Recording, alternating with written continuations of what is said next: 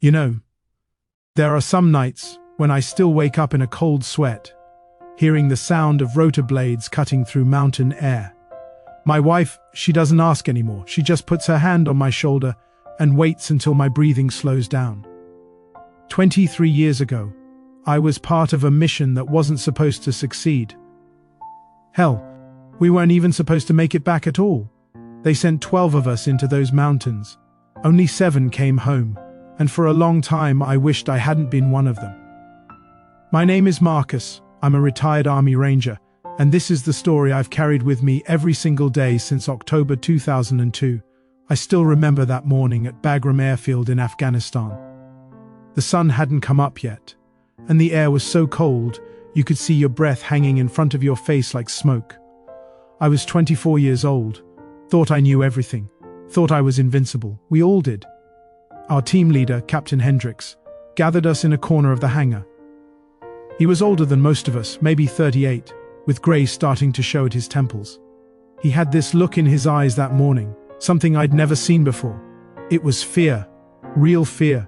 And when you see fear in the eyes of a man who'd been through 2 tours in Iraq and survived Black Hawk Down in Somalia, you pay attention. "Listen up," he said, his voice lower than usual. "What I'm about to tell you doesn't leave this room. Command has intelligence on a high-value target holed up in the Tora Bora region. We're talking mountain peaks over 12,000 feet. The terrain is hostile. The enemy knows it better than we ever will, and they're expecting us." He paused, looking at each of us. "I'm not going to sugarcoat this. The last 2 teams they sent in didn't come back. Command is calling this Operation Last Stand. They need someone to go in there and either capture or eliminate this target. It's crucial for national security. But they're not ordering anyone. This is volunteer only." I looked around at my team. There was Rodriguez, our medic, barely 22 years old with a newborn daughter he'd never met. There was Jackson, the biggest guy I'd ever seen, 6'4" and built like a tank, but with the gentlest heart. He used to send half his paycheck back to his mama in Mississippi. There was Thompson, our sniper, who never missed a shot and never said much of anything. And there was Davis, my best friend since basic training, who I'd trust with my life without hesitation. Every single one of them raised their hand. Captain Hendricks nodded slowly. "All right then. We leave in 4 hours. Get your gear ready. Call your families if you need to. But remember, you can't tell them where you're going or what you're doing." I walked outside and found a quiet spot behind the hangar. I pulled out my satellite phone, dialed home. My mom answered on the second ring. "Marcus, baby, is that you?" "Hey, Mom." My voice cracked, and I cleared my throat. "Yeah, it's me. Are you okay? You sound different." "I'm fine, Mom. I wanted to hear your voice." There was a pause. My mother wasn't stupid. She'd been a military wife before my father passed away. She knew what these calls meant. "Marcus," she said softly, "you come home to me, you hear? Whatever you're about to do, you remember that you've got people here who love you. You've got a life waiting for you." "I know, Mom. I love you." "I love you too, baby. So much." I hung up and sat there for a while, watching the sun start to rise over the mountains in the distance. Those same mountains we'd be flying into. I thought about my dad, who'd been a Marine in Vietnam. He never talked much about what he saw over there, but sometimes at night I'd hear him crying in his room. I understood now. Some things you can't unsee, some things you carry forever. 4 hours later, we were loading into 2 Blackhawks. The pilots looked grim. One of them, a guy named Miller, who I'd played poker with a few times, pulled me aside. "Listen, man," he said. "I'm going to do everything I can to get you guys in and out safely. But I need you to understand something. Where we're going, there's no room for error. The mountains create wind currents that can slam a helicopter into rock before you even know what's happening. And that's if the enemy doesn't shoot us down first. I trust you, Miller." He nodded. "If things go sideways up there, if we get hit and start going down, you focus on surviving. Don't worry about us. You focus on your mission and getting your team out. Understood?" "Understood." The flight took almost an hour. We flew low, hugging the terrain, weaving between mountain peaks. I looked out the window and saw nothing but jagged rocks and snow. No trees, no vegetation, Just an endless expanse of hostile, unforgiving landscape. Rodriguez threw up twice. Jackson sat with his eyes closed, his lips moving in silent prayer. Thompson was checking and rechecking his rifle. Davis caught my eye and gave me a small nod. We didn't need words.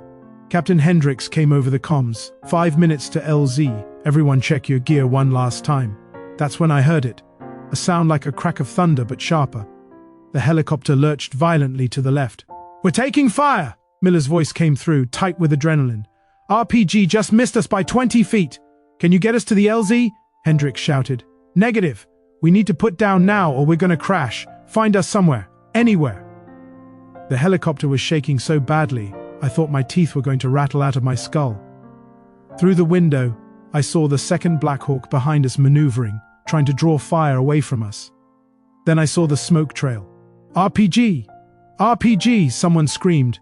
The missile hit the tail rotor of the second helicopter. For a moment, time seemed to slow down. I watched as the Black Hawk spun, once, twice, 3 times, before it disappeared behind a mountain ridge. Then I heard the explosion. A deep, thunderous boom that echoed through the valleys. "No!" Jackson was screaming. "No, no, no! 6 of our brothers were on that helicopter. 6 men who'd volunteered for this mission just like we had. 6 men who had families waiting for them at home. Gone, just like that. Miller somehow managed to set us down on a small plateau. The landing was rough, and I bit my tongue hard enough to taste blood. But we were down. We were alive. Everyone out! Move, move, move!" Hendricks was already unbuckling, pulling his weapon up. We scrambled out of the helicopter into the freezing mountain air. The wind was so strong it almost knocked me over. I could barely breathe. The altitude was hitting me hard, and my lungs felt like they were on fire. "Set up a perimeter," Hendricks ordered. "Thompson, find us a position where you can see the valley. Rodriguez, check everyone for injuries. Jackson, you're with me." I dropped to one knee, my rifle up, scanning the ridgeline above us. My hands were shaking, but not from the cold. The adrenaline was coursing through my system like electricity. Miller came over to Hendricks. "Sir, the bird took damage. I can maybe get her flying again, but I need at least 2 hours, and that's if I'm lucky." "We don't have 2 hours," Hendricks said. "They know we're here. They're going to be coming for us. Then what do you want us to do?" Hendricks looked at the map, then at the mountains around us. "The target is 5 clicks northeast of here. We're actually closer than we would have been at the original LZ. We move forward with the mission." "Sir," Davis spoke up, "what about the other team? Shouldn't we try to get to the crash site?" The captain's face went hard. "Nobody survived that crash, Davis. You know it, and I know it. The best thing we can do for them now is complete this mission. That's what they would have wanted." He was right, but it didn't make it any easier to accept. "Miller, you and your co-pilot stay with the bird. Keep trying to fix it. If you get it working before we get back, you get the hell out of here and send reinforcements.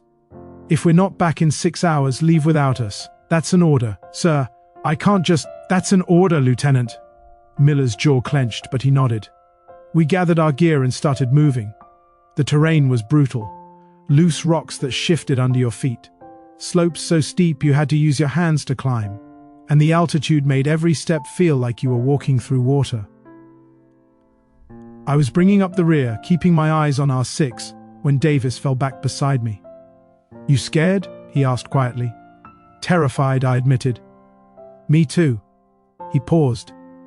"You remember that night in Basic when we got caught sneaking off base to get burgers?" I couldn't help but smile. The drill sergeant made us do push-ups until the sun came up. I thought I was going to die that night. Thought my arms were going to fall off. He looked at me. "But you stayed with me. Even after everyone else gave up and took the punishment, you kept going. Kept counting out loud so I could keep pace. Where are you going with this, Davis?" "I guess I'm saying whatever happens up here, we stay together, like we always have. We get through this together, or we don't get through it at all." I nodded. Together. We moved through those mountains for 2 hours. Every shadow looked like an enemy fighter. Every sound made us freeze. The wind carried voices sometimes, or maybe it was just our imagination, the altitude and the fear playing tricks on our minds. Thompson, who was on point with Captain Hendricks, suddenly raised his fist. Everyone froze. He pointed ahead, and I slowly moved up to see what he'd spotted. There, maybe 300 yards away, was a compound built into the side of the mountain. It was surrounded by high walls, and I could see guards walking the perimeter. Lots of guards. "That's it," Hendricks whispered. "That's the target location." "Sir," Thompson said, "I count at least 20 hostiles. Probably more inside. We're 6 against 20 plus. Not great odds." Rodriguez checked his ammo. "We faced worse." "No," Hendricks said. "We haven't." He pulled out his binoculars and studied the compound for a long time. I could see his mind working, calculating angles and possibilities. "All right, here's what we're going to do. Thompson, you find a sniper position on that ridge to the east. You'll have overlook on the entire compound. Wait for my signal, then start dropping guards. Jackson and Rodriguez, you're with me. We're going in through the front gate, hard and fast. Marcus and Davis, you two find a way in through the back. There's got to be a service entrance or a weak point in the wall. When the shooting starts, you use the confusion to get inside and locate the target." "What's the exfil plan?" I asked. Hendricks looked at me, and that fear was back in his eyes. "We get the target and we run like hell back to the bird. If Miller got it fixed, we fly out. If not..." He didn't finish the sentence. We moved into position. Davis and I circled around the compound, staying low, using every bit of cover we could find. My heart was pounding so hard I thought it might burst out of my chest. We found what we were looking for on the north side, a small door probably used for trash or supplies. It was guarded by a single fighter. Davis looked at me. I nodded. We moved in sync the way we'd trained 1,000 times. I came from the left, Davis from the right. The guard didn't even have time to shout before we had him subdued. Davis made it quick and quiet. "We're in position," I whispered into the radio. "Copy," Hendricks responded. "Thompson, in position. I have eyes on 12 targets awaiting your signal. On my mark. 3, 2, 1, execute." The first shot cracked through the air. Then another. Then all hell broke loose. The sound of automatic gunfire erupted from the front of the compound, shouting, screaming, explosions. Davis and I used the chaos to slip through the door. Inside was a maze of corridors carved into the mountain itself. The walls were rough stone, and bare bulbs hung from wires in the ceiling. We moved quickly, clearing rooms as we went.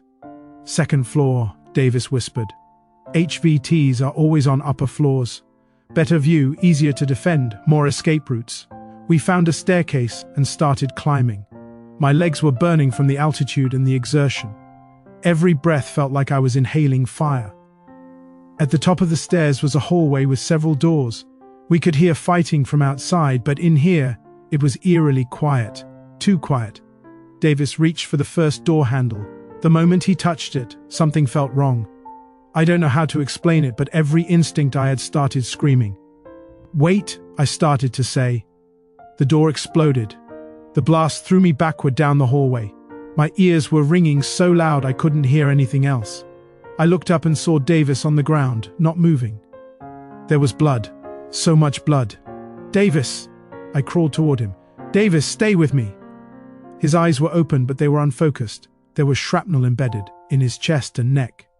One of his legs was bent at an angle that legs aren't supposed to bend. "Marcus!" he whispered, blood bubbling from his lips. "Marcus, I can't feel. You're gonna be okay, you're gonna be fine." I was pressing my hands against the wounds, trying to stop the bleeding, but there was too much. It was everywhere. "Rodriguez, I need a medic, now!" "Marcus!" Davis grabbed my arm with whatever strength he had left. "Tell my mom, tell her I love her. Tell her I was thinking about her. You're gonna tell her yourself, you hear me? You're not dying here, we're going home together, remember? Together." His grip loosened. His eyes were starting to close. "No, no, no! Davis, stay with me! Don't you dare, don't you—" His hand fell away from my arm. I don't remember screaming, but I must have, because suddenly Hendricks and Jackson were there, pulling me away from his body. "Marcus, we have to move. There's more of them coming. I'm not leaving him. He's gone, son. He's gone. But we're not, and we have a mission to complete." I looked down at my best friend, lying in a pool of his own blood in a hallway carved into a mountain on the other side of the world. This wasn't how it was supposed to end. We were supposed to go home. We were supposed to get out of the army together, go to college on the GI Bill, maybe start a business or something. We had plans. Marcus! Hendricks shook me. I need you here. Right now. Can you do that? Can you stay with me? I looked up at him, and something inside me went cold. The fear was gone. The doubt was gone. All that was left was rage and a mission to complete. Yeah, I said, my voice flat. I'm here. The target is in the room at the end of the hall. Thompson spotted him through a window before the door exploded. We end this now. We moved down the hallway, stepping over Davis's body. Each step felt like I was moving through a dream. Nothing seemed real. The door at the end of the hall was locked. Jackson didn't hesitate. He kicked it once, twice, and on the third kick, it burst open. Inside was a large room with maps and documents spread across tables, and sitting at the far end, behind a desk, was a man in his 50s with a grey beard. He didn't look afraid. He looked calm, almost amused. "American soldiers," he said in accented English. "You made it further than the others. I'm impressed." "Don't move," Hendricks ordered, his weapon trained on the man. "You're coming with us." The man smiled. "Am I?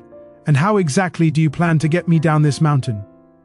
"Your helicopter is damaged. My men outnumber you. Even if you kill me, you'll never leave these mountains alive." "That's not your concern, isn't it?"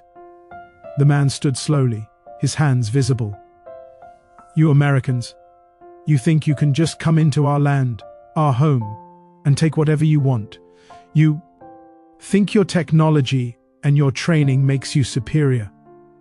But you're wrong. These mountains have been here for millions of years. They will be here long after your empire has fallen to dust." I stepped forward, my rifle pointed at his chest. "My friend is dead because of you. He was 24 years old. He had a mother who loved him. And now she's going to get a folded flag instead of her son. So you're right about one thing. We're not all making it off this mountain. But I'll make damn sure you don't either unless you come quietly." Something in my voice must have convinced him I meant every word. His smile faded. "Very well, I will come with you." Hendricks zip-tied his hands. "Jackson, take point. Marcus, you've got our 6. Rodriguez, you stay on our package." We moved back through the compound. The fighting outside had died down. As we emerged from the building, I saw bodies everywhere. Some were enemy fighters, some were our guys. Thompson came over the radio. "Captain, we've got a problem. I'm seeing vehicles approaching from the east. At least 4 trucks, maybe 30 more fighters. How long do we have?" 10 minutes, maybe less." Hendricks cursed. "All right, we're moving double time back to the LZ. Miller, please tell me you have good news." Static. Then Miller's voice strained. "Sir, I got the bird working, but we took more damage than I thought. I can fly, but it's going to be unstable. And I don't know how long it'll stay in the air. Just be ready to take off the second we get there." We started running. Well, running is a generous word.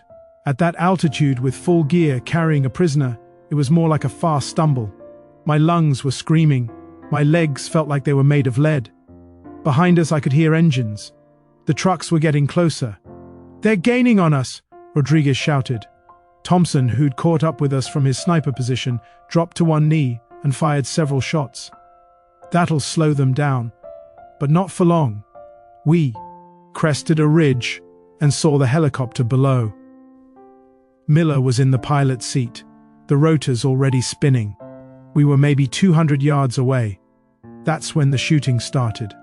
Bullets kicked up dirt all around us. Rodriguez went down, hit in the shoulder. Jackson scooped him up like he weighed nothing and kept running. "Go, go, go!" Hendricks was firing behind us, trying to provide cover. I saw the ridgeline above the helicopter, and my blood ran cold. There were fighters up there setting up an RPG. "Thompson!" I pointed. He saw them, dropped to one knee and fired. The first fighter went down, then the second. But there were more, always more. "Get to the bird, I'll cover you!" Thompson shouted. "Negative! We're not leaving anyone else behind. That's not your call, Marcus. Now move." 100 yards to the helicopter. Then 75. The sound of gunfire was constant now, a never-ending roar. Jackson reached the bird first and threw Rodriguez inside. Hendricks shoved the prisoner in next. I was almost there when I heard Thompson scream. I turned and saw him on the ground, blood spreading across his chest. He'd been hit, but he was still firing, still providing cover. Thompson, I started back for him. No, he waved me off. Get out of here, complete the mission, tell my daughter. He coughed, blood on his lips. Tell her daddy loves her. Another burst of gunfire and he went still. Hendricks grabbed me and physically threw me into the helicopter. Miller, go! The helicopter lurched into the air. Through the open door, I saw more enemy fighters reaching Thompson's body. I saw the trucks arriving at the LZ.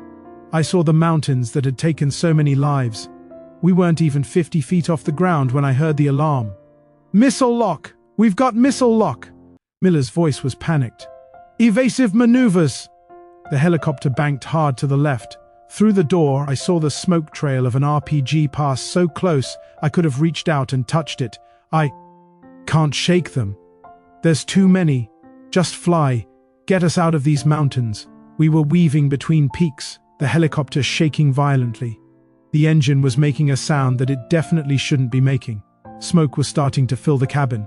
We're losing altitude, Miller shouted. I can't hold her. How far to friendly territory? 15 miles. But we're not gonna make it 15 miles.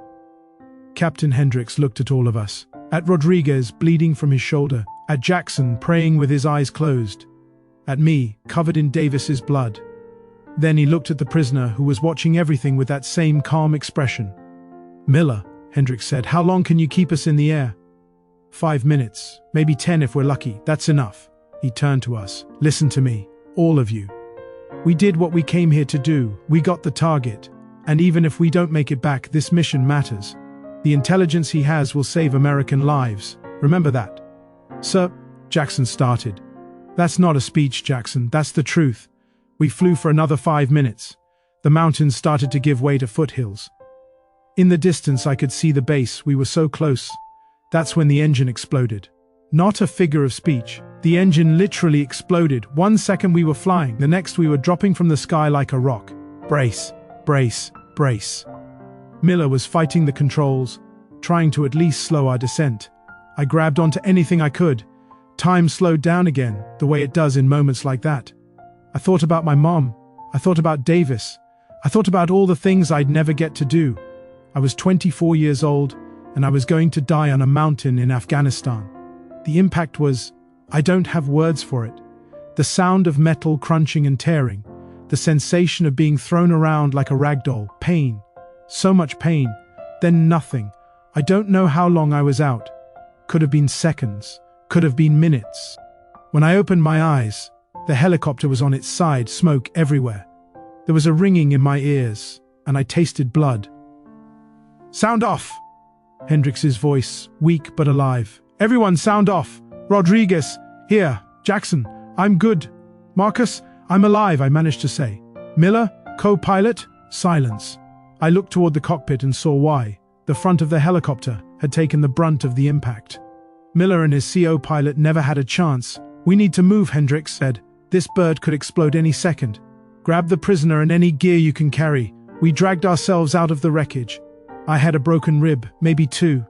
Rodriguez's shoulder was still bleeding. Jackson had a gash across his forehead. Hendricks was limping badly, but we were alive. The prisoner had survived too, somehow, not a scratch on him.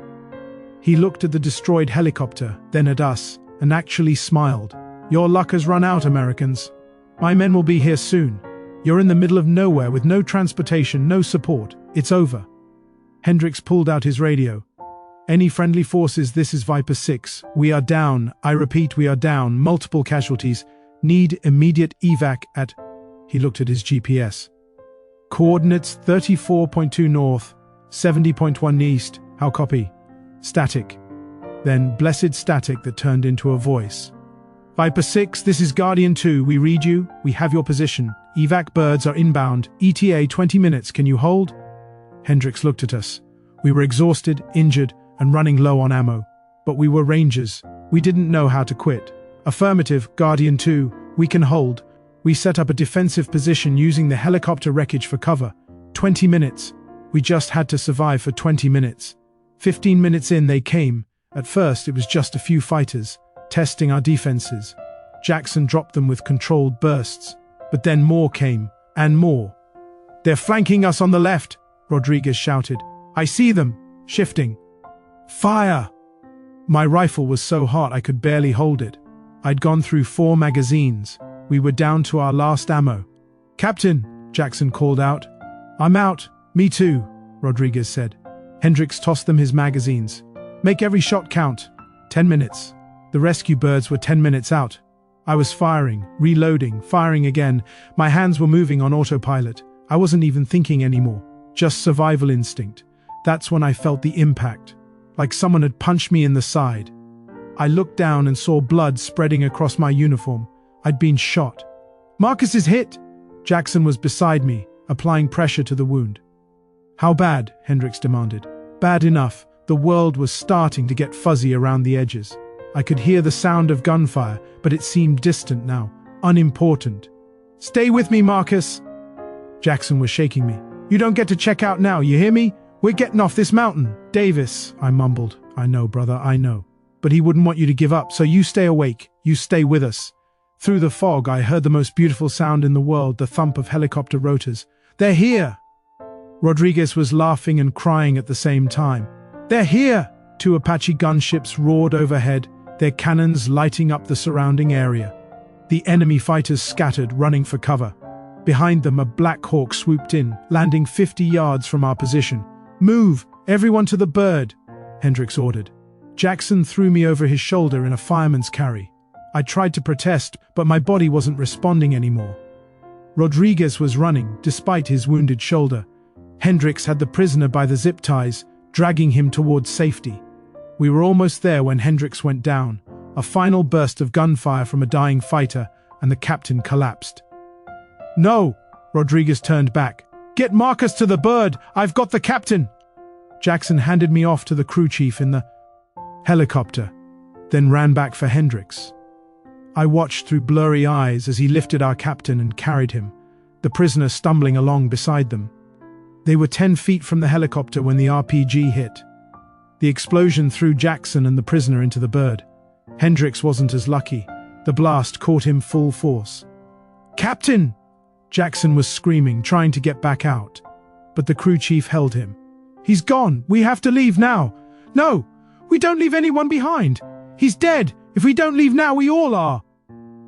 The helicopter was already lifting off. Through the door, I saw Captain Hendricks lying motionless on the ground, just like Davis, just like Thompson, just like Miller and his co-pilot. We'd started with 12 men. 5 of us made it out alive. 5 out of 12. The flight back to base was silent except for the sound of the helicopter and Jackson's sobbing. Rodriguez sat with his head in his hands. The prisoner sat quietly, his calm finally broken, tears running down his face. I passed out somewhere over friendly territory. I woke up 3 days later in a hospital in Germany. The doctors told me I'd almost died. The bullet had missed my liver by less than an inch. Any closer, and I wouldn't have made it off that mountain.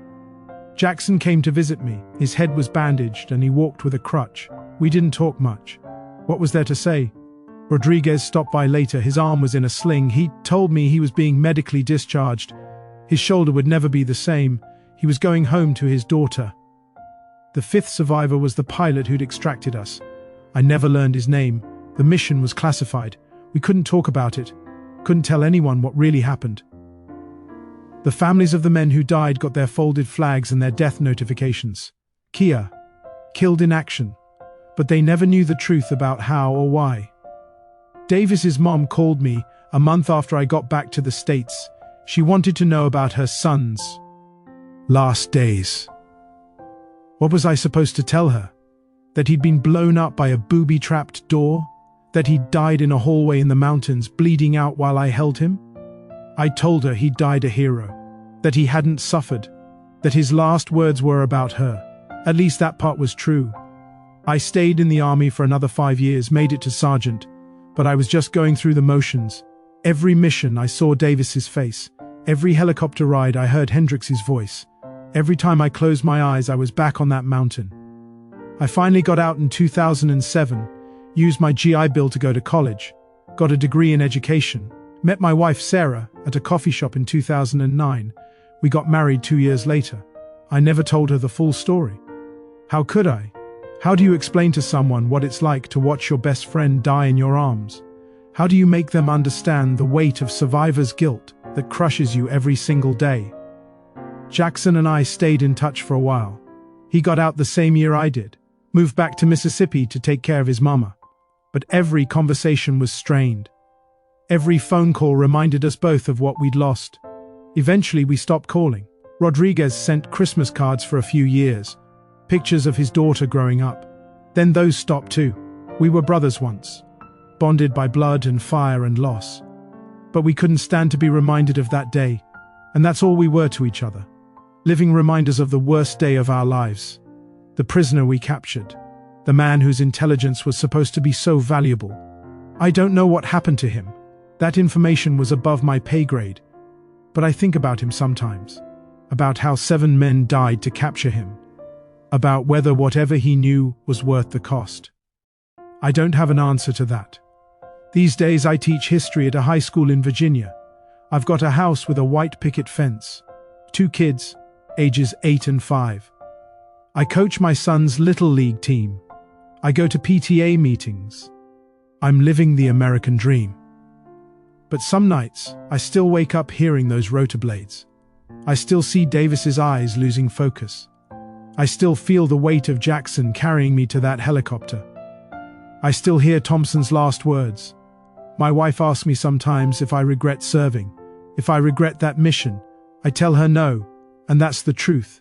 Because despite everything, despite the nightmares and the guilt and the pain, I know we did something that mattered.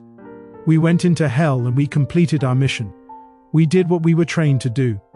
But I also know this: war takes more than just lives. It takes pieces of your soul.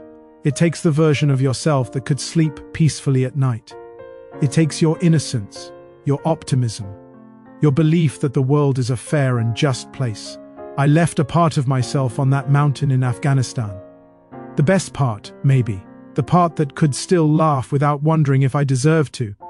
The part that could look at my kids without seeing Davis's face and thinking about the children he'll never have. 7 men didn't make it home from that mission. But in a way, neither did I. The person who flew into those mountains died there. What came back was someone else. Someone harder, someone broken. But maybe that's okay. Maybe that's the price you pay for survival. Maybe carrying that weight, living with those memories, is how we honor the ones who didn't make it back. I visit Davis's grave every year on the anniversary of the mission. It's in a military cemetery in Pennsylvania. His mom had his name engraved along with the words, "Beloved son and hero." I bring flowers, I sit for a while, I tell him about my life, about my kids, about how the world has changed in the 23 years since we were on that mountain together. And every year, I tell him I'm sorry. Sorry that I couldn't save him. Sorry that he died while I lived. Sorry that his mom had to bury her son. I don't know if he can hear me. I don't know if any of it matters. But I do it anyway. Because it's all I can do. Last year, my daughter asked me if I was a hero. She'd learned in school that veterans are heroes, and she wanted to know if that meant I was one too. I didn't know how to answer. Because I don't feel like a hero. Heroes are the ones who don't make it back. Heroes are Davis, who died trying to complete a mission. Heroes are Thompson, who gave his life to save ours. Heroes are Hendricks, who led us into hell and almost got us out again. Me? I'm just someone who survived. And I've spent every day since then trying to figure out what to do with this life that costs so much. So if you're watching this, and you're a veteran dealing with the weight of what you've seen and done, I want you to know something. You're not alone.